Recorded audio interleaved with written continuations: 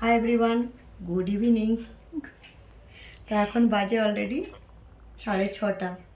কালকে শিবরাত্রি, তাই এখন মেহেন্দি লাগাচ্ছি। আমি এসছি মনুর বাড়ি কটা, 5টা বাজছিল না, 5টা।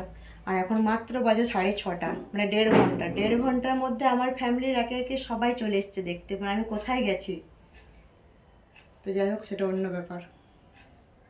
মনু কত তাড়াতাড়ি বড় হয়ে গেলে। হুম, মানে আমি তোমাকে কত ছোট থেকে দেখছি বলো তো। তখন তুমি স্কুল যেতে, আমার কাছে চুল বাঁধতে যেতে।